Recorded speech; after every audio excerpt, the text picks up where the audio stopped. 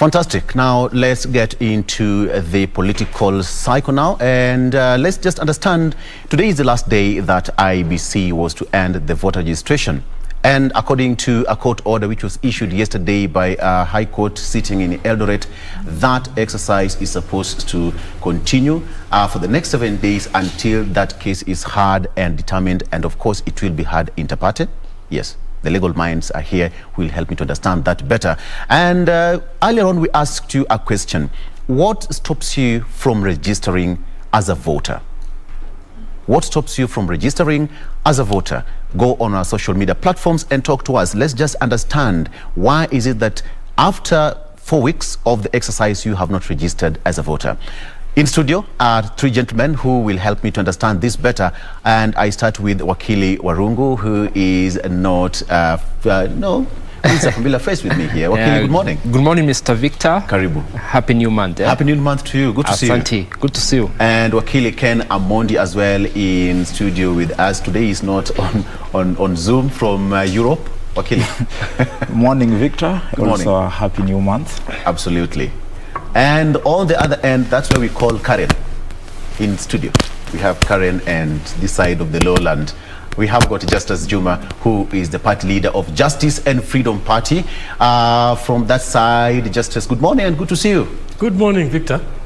First of all, let me start with you. Last week, you did a merger, the Freedom and Justice Party, with 5 other parties.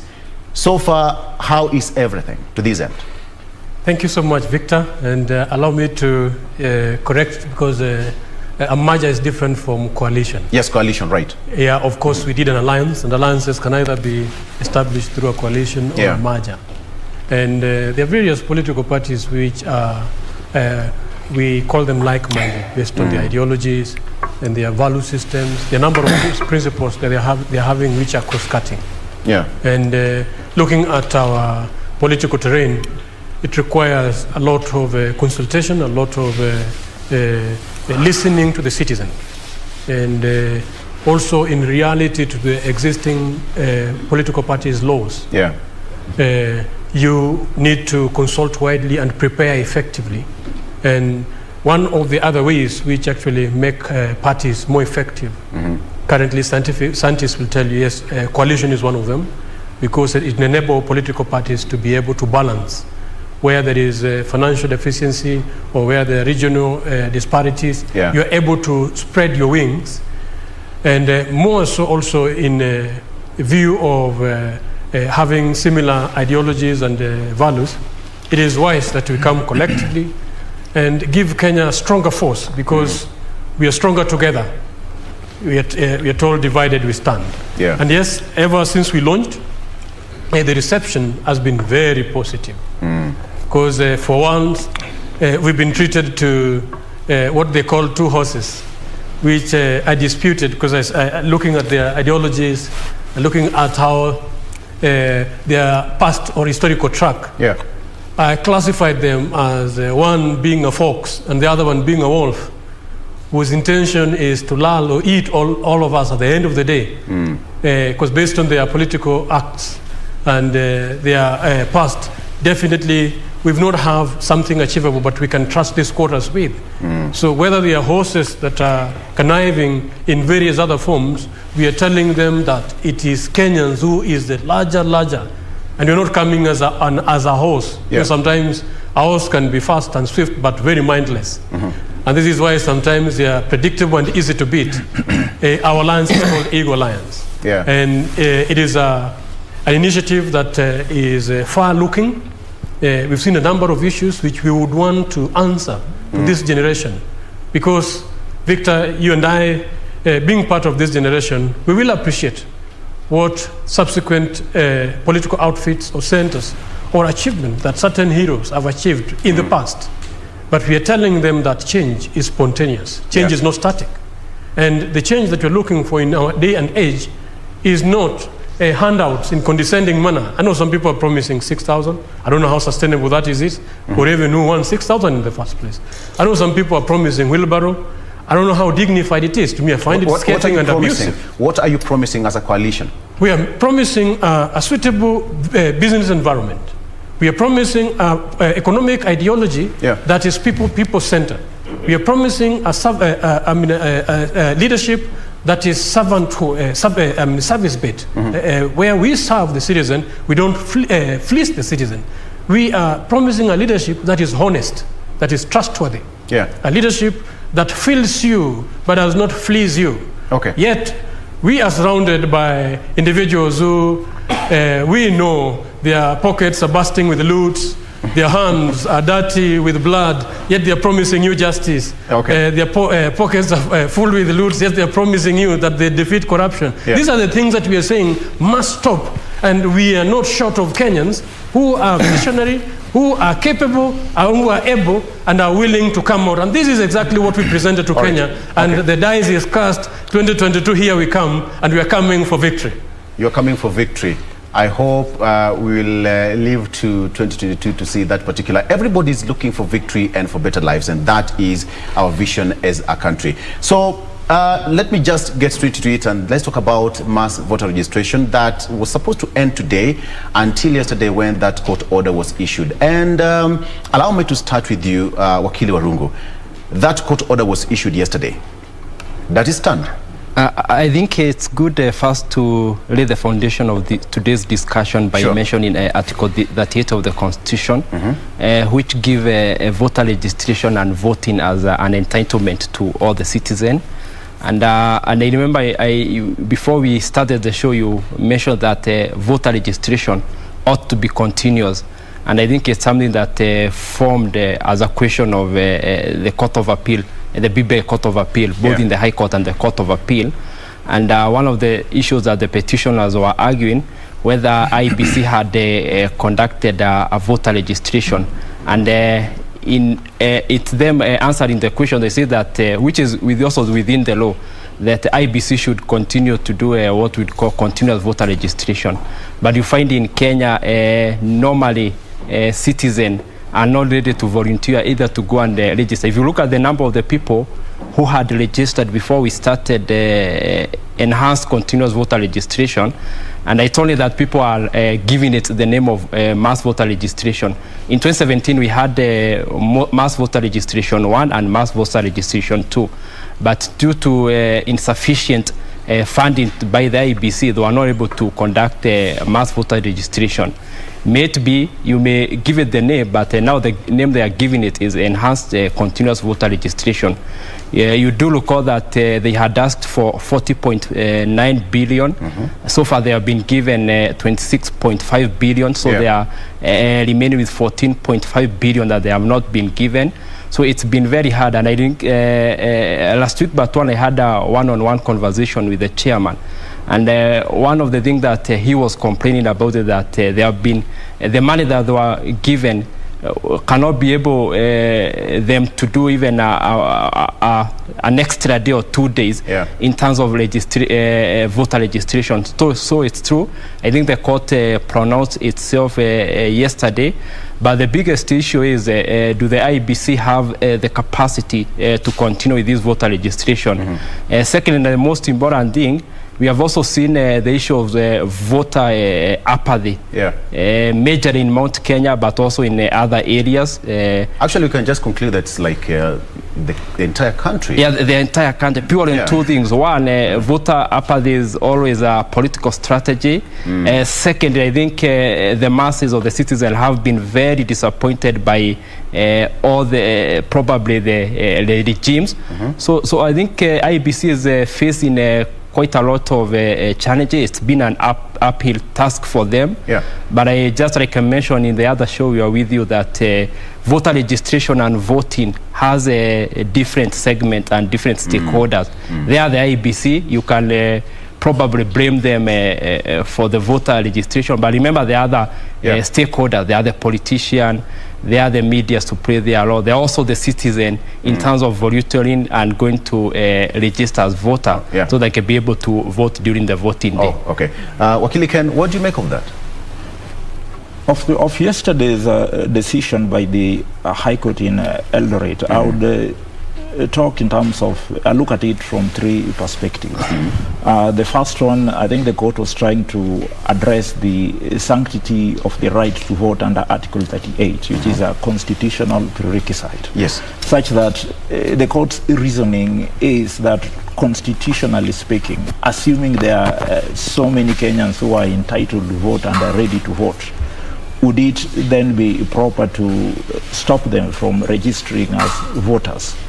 Of course, it then raises the second issue of what of a scenario where you have these persons, these Kenyans who have reached the age of majority, are entitled to register to vote and are not keen to register to vote.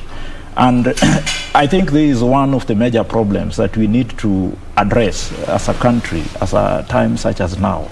It may, of course, mean an indictment on the leadership, given the fact that quite a number of Kenyans, and particularly the youth, the bracket that are said to constitute around 75% of the vote in the coming general elections, don't see any value in voting. So that the question would be, how do we address this? I mean, even assuming that you were to add the IEBC another 1 month, but if Kenyans don't see the value in voting, the value in exercising their Article 38 right to vote, then what does all this mean?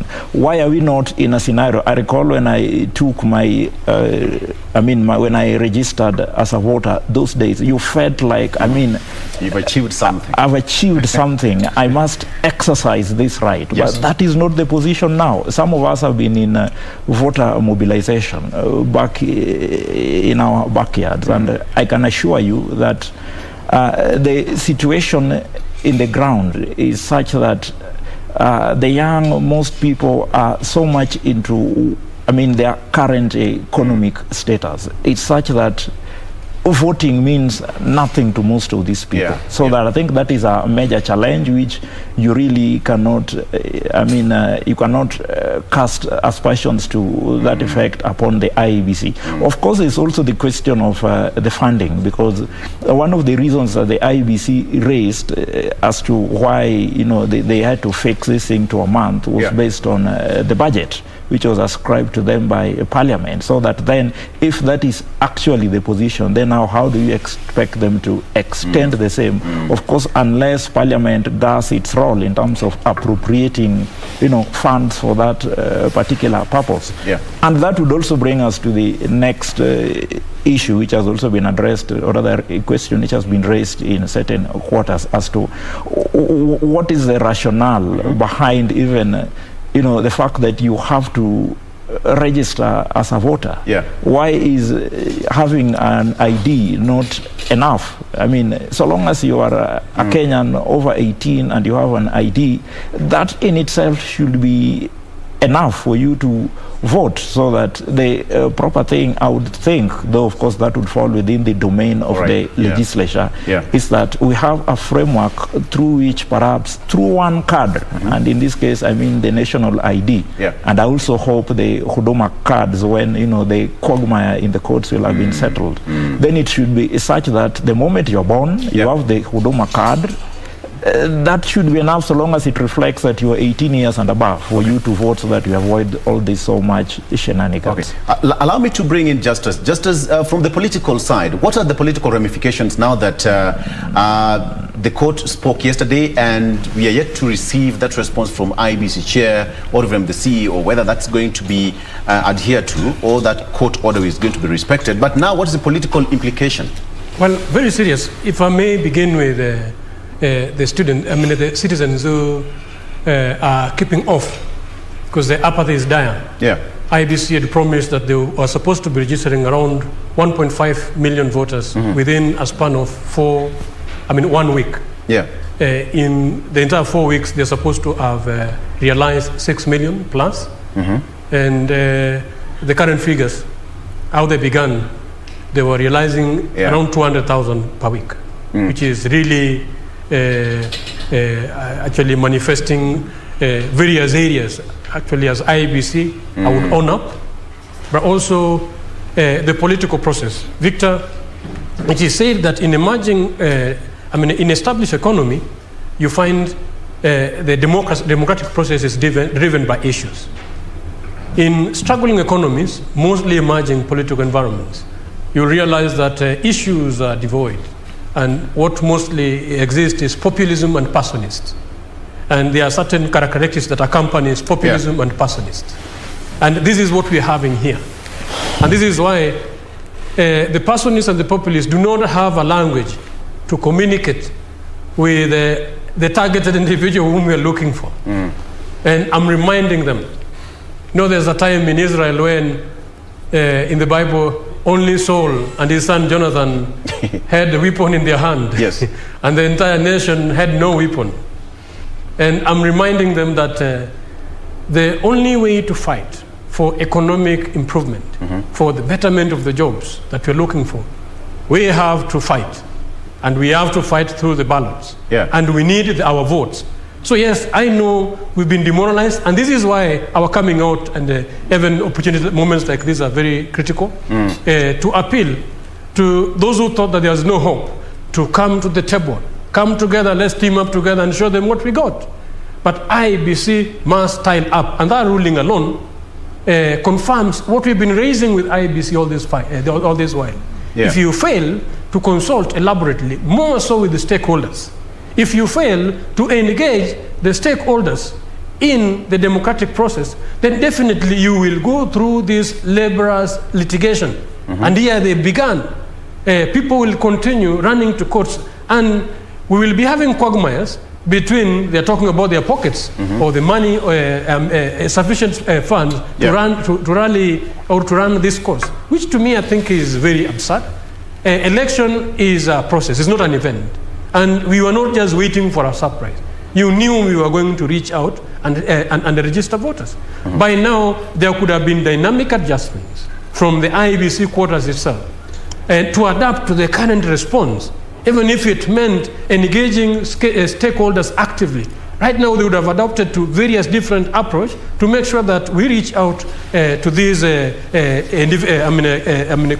constituents who are staying away.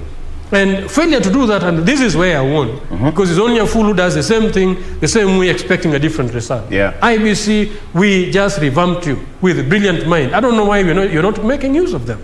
Because you can't make a mistake the first week, and again you wait the second week you repeat the same result. And now we are in the last fourth week, to a point that people are running to courts to fight for their freedom. You are a representative of the people. You are an independent commission. You are a player who is entrusted with the process of making sure that Kenya have good governance. Because better economy will only come from good economic process, democratic process. If you stifle issue-driven democratic space, then definitely you will harvest what you're harvesting now. There will be no money, economy will go down, and things will get worse. And we're telling you we don't need to repeat the same. Let's open political space for effective issue-driven democratic process, and we'll have a very robust economy, which will not be repeating this issue of lack of money. Absolutely. Let me just bring in Wakili Warungu. Warungu, 4.8 million, that is a missed target. It must be a big number for IBC, right? Yeah. Just like I mentioned, it's been an uphill task for them. Yeah. And I think my colleague in the panel has mentioned about the creeping in of the populism or populist politics, where you find even the crowds in Kenya are mobilized with resources. And the same also happened with our youth to some extent, that you have to mobilize youth even to go and register, which is their democratic right pursuant to Article 38, also using resources. That's why I said, well, it's an involvement that needs to be involved to all stakeholders, major even the politician. Yes. Because we normally say that politics is about three aspects: resources, strategies, and numbers. At the end of the day, these numbers will matter mostly to a politician. So I think it also upon them, and I think it's the first time comparing this voter registration and the past of 2017. It's this voter registration, we haven't even seen the effort of a politician in terms of even mobilizing people to go and vote, either using acts of populist politics, like exciting the youth or mobilizing them through resources. In 2017, there were, especially in Mount Kenya, where I come from, there were a lot of activity, even using vernacular radio in terms of mobilizing persons or most of the youth to go and register. You find most of the leading presidential candidates are still continuing doing their campaign for 2022 without necessarily caring about these new voters. So it's true. Can we just blame it all on the politicians or on the independent body IEBC? No. I think every person or every sector, every key stakeholders has a share of blame. May it be the IEBC, may it be parliament, maybe the executive, because it's the one who that does the funding, may it be parliament. So I think all these bodies, all these key stakeholders, they have their share blame. So I would say that, and you know, politics and voting has different segments. There are the IEBC, there are the voters, there is the role that played by the state in terms of providing security, in terms of the executive doing the funding, because it's the one that has the parastatal that collect taxes on behalf of the citizen. So it's a combination of many stakeholders to take the share of blame. Okay. Quickly, Ken, perhaps you can argue that we were not waiting to see this happen until this particular point, because it's quite synonymous with Kenyans that we wait until the last minute, that's when we start rushing and going. Either we go to the polling station, and that will even happen on that voting day. You know, voting polling stations open at 5 a.m. or 6 a.m. You find someone rushing there at 4:30. You know, so are we a last minute kind of a nation? But quickly, did you see this happening? I think this is something which we saw coming, and in fact I want to just differ a little bit with my fellow panelists. In terms of who ought to take a fair share of the blame and who needs to have done what so as to facilitate this mass voter registration. Let me say this, in as much as I know politicians, the presidential aspirants and the aspirants are also expected to do quite some significant role in terms of mobilization of voters, but I tend to think that there is a sense in which the civic duty to vote should go much more beyond the push by the politician. Allow me just to stop it at that point. There is that push by the politicians to push it further. Let's just take a break and we'll just pick it from where we've taken a break, if you allow me, Wakili. Thank you. Let's take a break, and when we come back, we still have got Wakili Ken, Wakili Warungu, and of course, Justice and Freedom Party leader, Justus Juma. Stay with us, we'll be right back.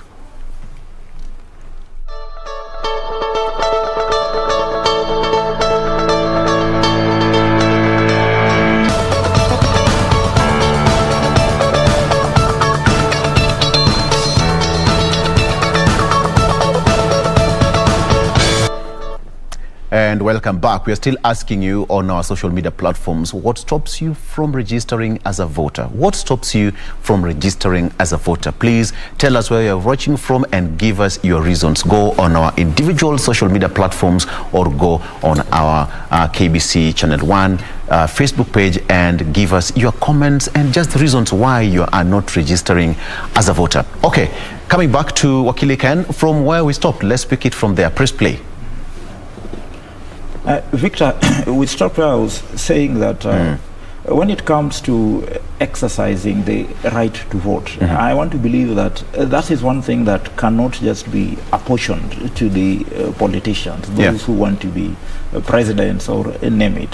The reason being that, as you would ordinarily expect, such persons are partisan, so that he will be going to mobilize voters, but in the back of his mind for he or she to, get someone who in the end of the day will be casting the ballot on his behalf, which is a good thing anyway. But my understanding is that as a country, we need to be in a scenario where you as a voter knows and understands that, this is my constitutional right, that I have the right to choose the leaders of my choice based on the policies that they present, and which therefore shall drive our country, shall drive my county, shall drive my constituency or my ward to the next level.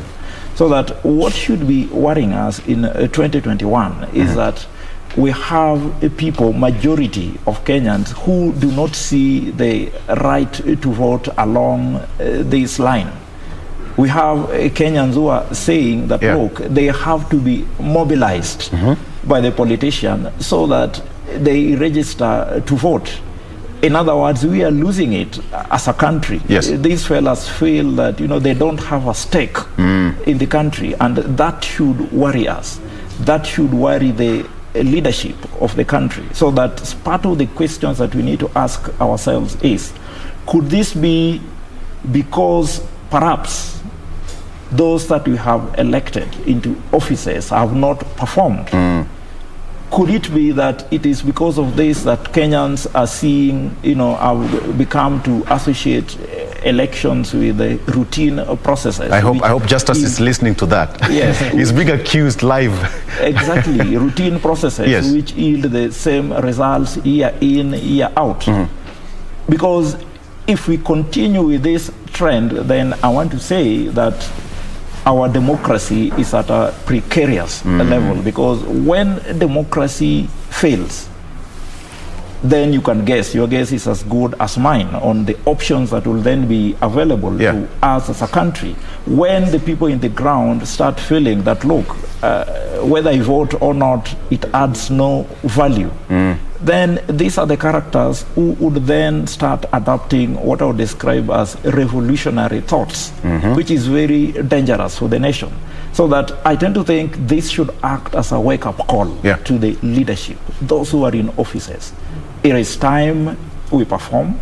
It is time we deliver as prescribed in our constitution, so that then our people can, see the need to, as it were, participate in some of these processes. Because let me tell you, and I always say it, I know we had the BBI processes which were intended to, as it were, better our constitution. But the fact of the matter is, the Constitution of Kenya 2010 is fashioned as a transformative one. In fact, one of the best in the world. So that if with this, you still want to tell Kenyans that their institutions cannot work, you want to tell Kenyans that their county governments cannot be seen to deliver, you want to tell Kenyans that with this, we know the cases of corruption that we've been seeing left, right, and center, then where would you expect these people to go? What else would you expect them to do? So I think this is a wake-up call. This should be act as an indictment on our collective conscience, not just as Kenyans, and particularly the leadership, so that we realize that the direction to which we are driving the country is dangerous. Okay, let me just bring in Justus. Justus, from the political wing, you've been put on the guillotine, literally, that as politicians, you've not done your duty pretty well to sensitize the nation on why they should vote, register as voters. You've been put on the chopping board, literally. Justus? I will agree with Wakili to a degree. Yes. And Wakili, you're right when you say that the information of the voter, the engagement of citizen in democratic process has been wanting. It is very true. And you are pointing the blame right where it belongs, in leadership. And this is why, as Justice and Freedom Party, in partnership with other political parties now under alliance called Eagle Alliance, we are championing a reform and alternative leadership that we've been looking for. And the leadership that lacks accountability, that does not put the interests of the citizen at heart, so far we can see the manifest of its fruits. And he just mentioned and alluded to BBI. Actually, we are some of the people who thought that it is no longer time for constitutional reform. It is a time for economic reform. And not just reform, but a revolution. Even in South Africa, which is right here in Africa, actually people having 2 jobs.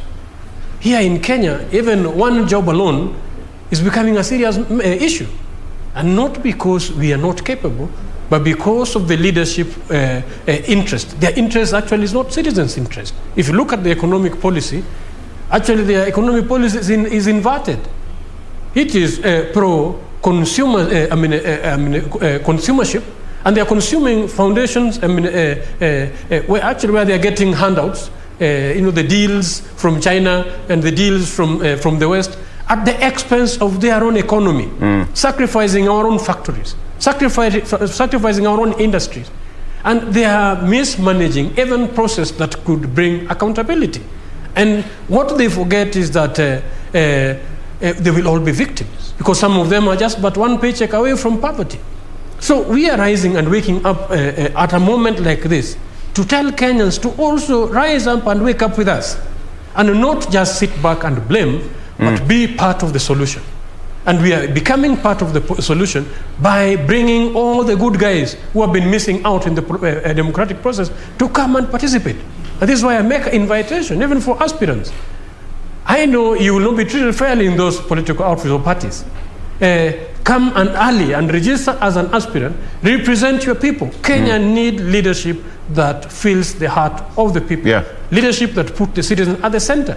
And current voter apathy is a clear manifestation of how this young generation does not resonate with the old generation. And we're telling the old generation, it is not bad to pass on the baton. Everybody have their own time. And unfortunately, we have individuals who are self-centered, individuals who seek self-actualization no matter what, wheeler dealers who keep sacrificing the country at the altars of deals without thinking about the future. Okay. And we cannot actually beg them and see it and keep blaming.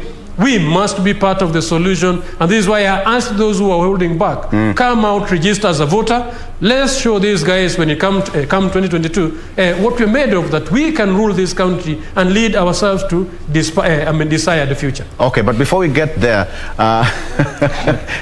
I see where you are driving at, but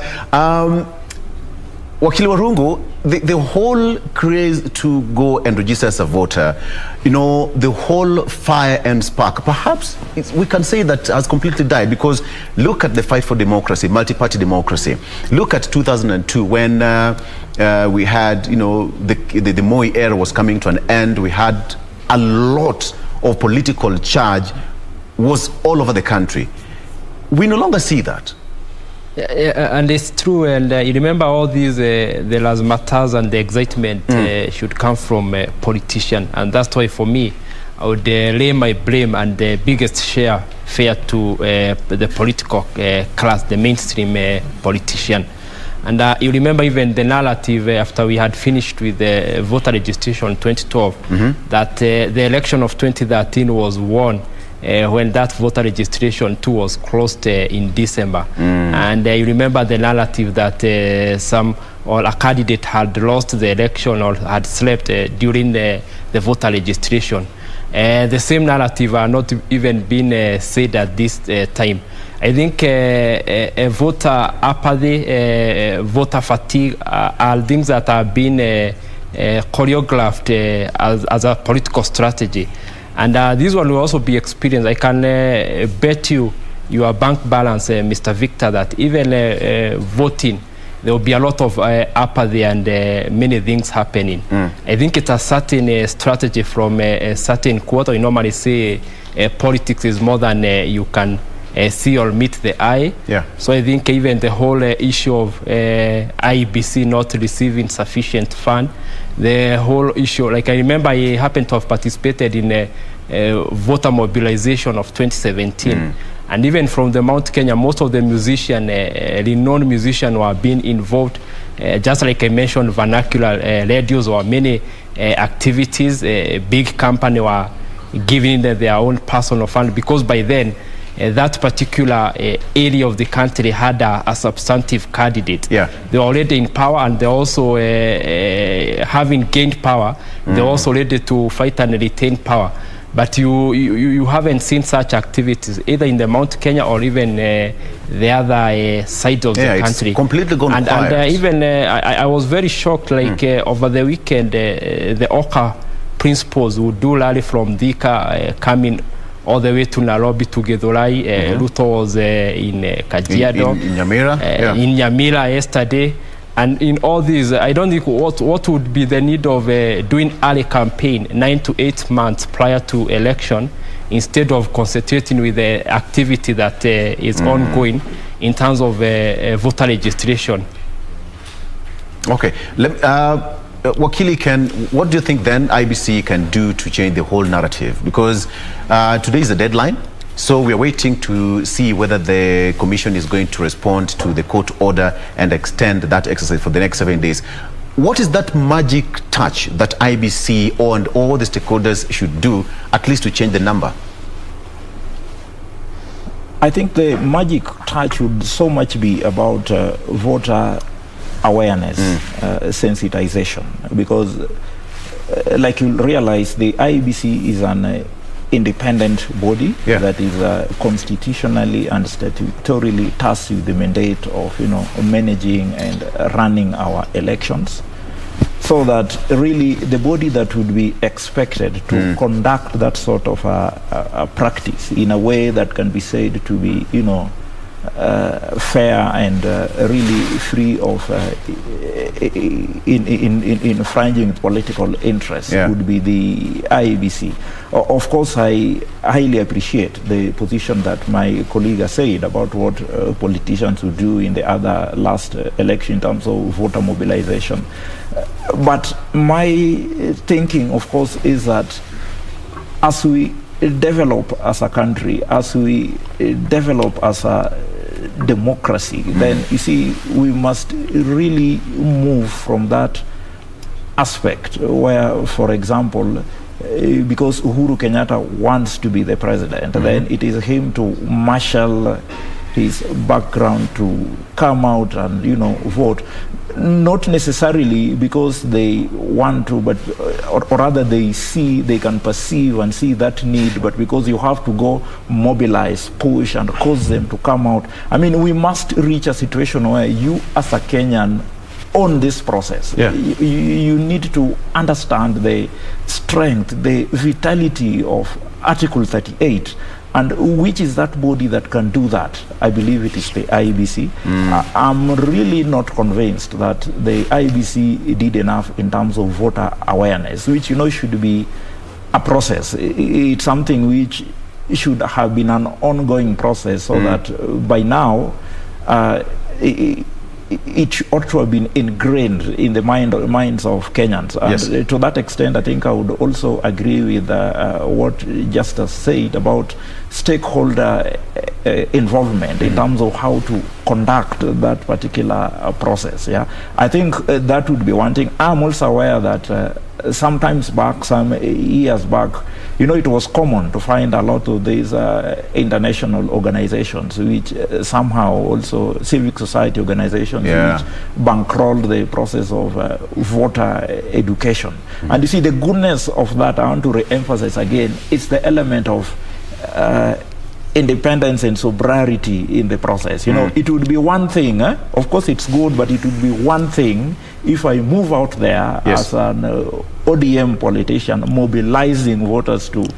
It would be another thing if it is the IBC or some civic, these civil society organizations teaching people, and so that you get to understand the dynamics of the constitution, so that the reason behind you taking a vote and ultimately registering should not be so much because, look, my person or Uhuru Kenyatta is on the ballot, but because I'm a Kenyan and I know that pursuant to this, I shall, alter my destiny as a citizen of this particular country.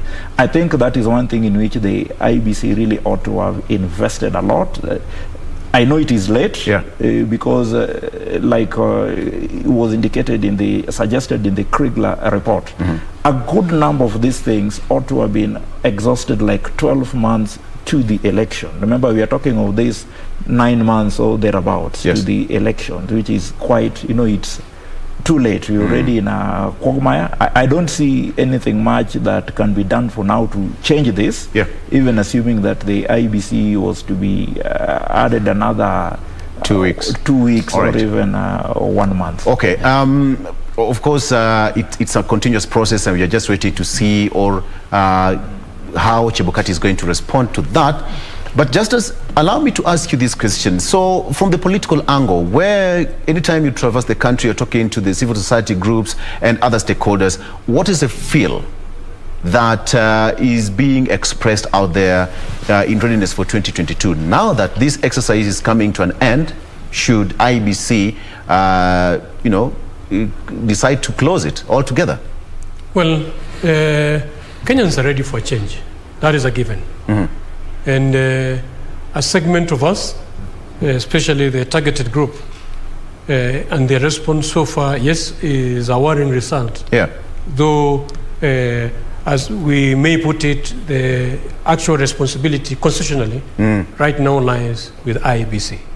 IBC knows very well that election is not an event, it is a process. And they are funded throughout the 5-year term, where they actually have a very active electoral cycle.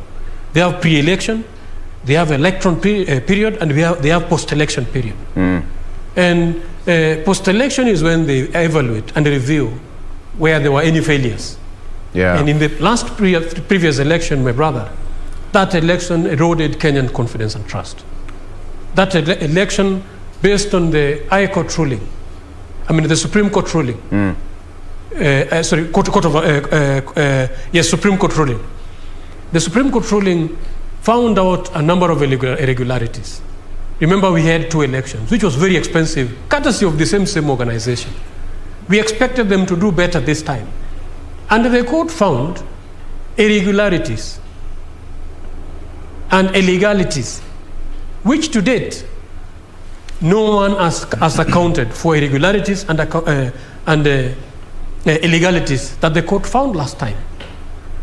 And when I tell you that the IBC's independence has been hijacked, and these are the same things that we've been fighting for. You saw the overbearing hand of the executive, even being extended to judiciary, remember, through BBI, through ombudsman, and we were fighting for freedom and autonomy of various institutions.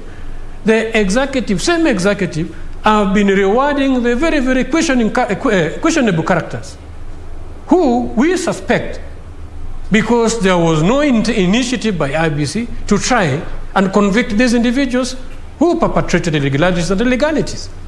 And not to surprise us again, after evaluating the post-election period, there will be no tangible reaction to address, because voter registration is not one event. Actually, it is continuous, and they're saying it will continue. But it ought to have begun much earlier, because lately IBC pronounced that every ward was going to be provided with just 3 gadgets. Can you imagine? These 3 gadgets is what was going to target these 6 million Kenyans. And you may be accusing the 6 million Kenyans for nothing. You can imagine 3 gadgets, which are being set on the subways, not really looking for Kenyans where they're hanging out. Because majority of these youths are not hanging out on those highways or the corners where these 3 kids have been paraded. The strategy ought to have changed, and it should have been an appealing strategy, and they should have supplied sufficient kids. Let me ask you this question that I asked Wakili. What is that magic touch that IBC needs to explore right now? Right now, citizen, and the most effective results that we've achieved before was when stakeholders were engaged, and more so when you have political leaders. If you engage them in the process, always we've received a sufficient response, which they ought to have engaged. Unfortunately, the path that they've taken so far have revealed the wanting preparation that IBC as an institution has gone through. Okay, let me ask you this question as you're parting short. So do you think IBC is going to get to that figure, even if they extend it for the next 2 weeks, as we wait for the court ruling? Well, as it stands, it's not realizable, But if we engage stakeholders, we can achieve this, and this will only mandate an extension of the voter registration period. Absolutely. Okay. Right. Wakili Warungu, do you think IBC will get to that target? I think we need to be pragmatic about this issue and ask this question. Yes. Who benefit with these political numbers? Definitely it's the politician, not the IBC. So it's all on the politicians.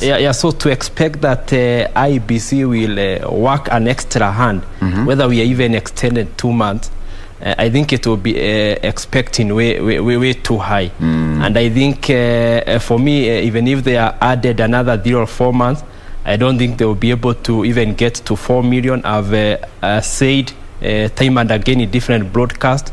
I think it's a political strategy for this one, and it's a strategy that will also be extended even during the voting day. Yeah. Okay. Wakili, there's something Wakili has just touched, and it's quite interesting, that IBC perhaps just waiting for their day to come, conduct the elections, do every process and then go home. So the whole process of now sensitizing people to go and vote, it's all on you as a politician. Could that be the reason right now? He's touched it as we come to an end. Yeah, I think there is something which my colleague has said which is very important. He said that, look, this could be a political strategy. Yes. Remember always, even like they always say in by-elections, whenever there is apathy, there's someone who benefits, there's someone who loses. Of course, also in the coming presidential election, among the major contenders, as a matter of fact, I think from a strategic standpoint, and you see that is very different. It's completely out of the position that I enumerated initially. Definitely, there is someone who would be better off if there is that, the nature of sensitization that was done prior to 2017 elections, and there is that person who will benefit if the apathy as it stands now is sustained. But that is for another day. However, as for the IEBC, I tend to think that given the time frame that is remaining and given the apathy that has been demonstrated, I really would not expect so much from them, even if you were to give them another 2 months or even 4 months, not unless, like I said, there is a proper voter awareness and citizen sensitization. And I want to believe that is a fully fledged process that would also need good budgeting and, given the shenanigans there. I really do not think, and knowing the way our parliament operates, they would be in a position to, put that across given the short timelines remaining. And remember, the IBC also operates with frameworks and timelines. So I don't know, but I don't see that happening. Of course, unless the politicians will now take the course, because remember, voter registration in any case is an ongoing process, so people can still register as voters in between. All right. As we come to an end, just as there's someone here called Dixon watching from Kariobangi saying that I don't see the alliance, that is Justice and Freedom Party, crisscross the country campaigning. What's Nini Mbaya? Well, that is Mwangi asking. Thank you. You should know that the campaign period is yet to be announced. All those who are campaigning and crisscrossing the country are doing it illegally. Those are some sort of impunity that actually needs to be addressed. That sounds like a political maneuver. Let him not celebrate those who are breaking the laws. But yes, we are out on the grassroots. Yesterday we were in Kisumu and Homa Bay, and the other day we were in Taita. Yes, we are coming. You will see us and prepare for a big launch. Things are still cooking, and at the right time, we are going to show these competitors that there is a David, and let him not give up, because sometimes even Goliath in the land of Israel, when they were fighting, he kept abusing Israelites for 40 days, and people thought there was no hope. until David suffers in the last minute with a surprise. Yes. So we are still preparing the sling. And when we come out, I tell you, these guys will not be overhead the way they are now. You have got to Achilles who will represent you should you hit anyone with that sling. Okay. Susan from Limuru is asking, what is your agenda for the youth? Very laborious, yes. Mostly job creation. And we are focusing a lot on individualized education. Right now, we acknowledge the challenges that we are going through in our education system. Yeah. It requires leadership who are dynamic and are able to adjust. The pandemic hit the world, and people have managed differently. And the way we are managing it, look at our students jumping from story building. It's so painful and heart-wrenching to witness this in this day and age. And if you look at some of these things, you may realize that it is really not the citizen, neither is it the teacher, but cramped up system. You've removed out talent development. These people can't play even the games. They can't express themselves with the energy they got. What else do you expect them to do? We need sensitive leaders, and the youth, I promise you, I am with you all the way. All right. Gentlemen, allow me to finish at this point, but in 10 seconds, if you can, please. We've all gone through the 844 system. All of us are here because of education, but you're seeing school unrest, fires all over the country. In 10 seconds each, starting with you, Wakili Warungu, what do you think the education system should do, at least to bring calm to the education sector? 10 seconds, kindly. I think we need a sufficient inquisite in terms of what's happening with the education system. We normally see that it's been a trend even in the past when probably the mock exams and the KCSE nears, there used to be those fires. I could not be having the reason why probably there are a lot of fires for now. There are also a lot of changes in terms of the Kenyan education. Not even confusing to us, even most of the majority of the teachers itself, and even the government. So I think a proper inquest needs to be done in terms of what happened with the education system, and the same is put into rest. Absolutely. Yeah. Thank you for that. Ken? I tend to think that given the effects of the pandemic, and we all know that because of that, there's a sense in which the school calendar really had to be congested.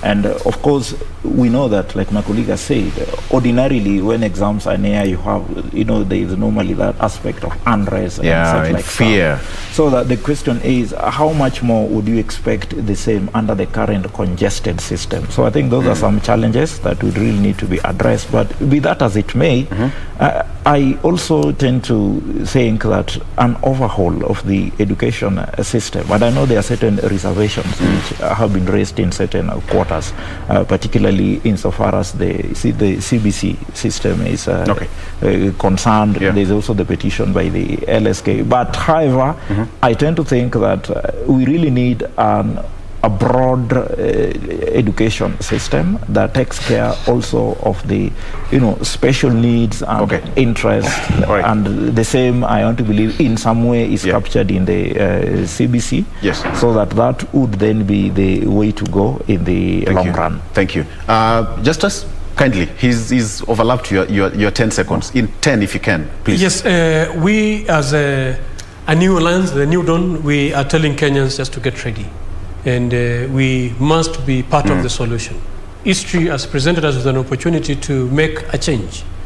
And in my mother tongue, we say leadership and Mwanda, Marthim, it does not belong to anybody. It's like a gazelle. Leadership is like a gazelle. It's a wild animal. It does not belong to anybody. And whoever catches it. And I think we have the best strategy. Looking at these individuals, they always go through the same mistakes they normally do, but we have a solution, fellow Kenyans. Look out for it. All right. Thank you so much. All right, gentlemen, we are stuck of time, and allow me just to say thank you so much for being a part of this show, and most importantly, you as a viewer for your feedback. We've been talking to Justus Juma, who is the party leader of Justice and Freedom Party. Justice, Freedom Party leader. I think it was quite strategic. All right. We have got Wakili Warungu here, who is also a guest here with us always, as well as Ken Amondi, who is always here with us. Thank you so much, gentlemen, for taking your time. Of course, we're taking a break. We'll be right back with more. Stay with us.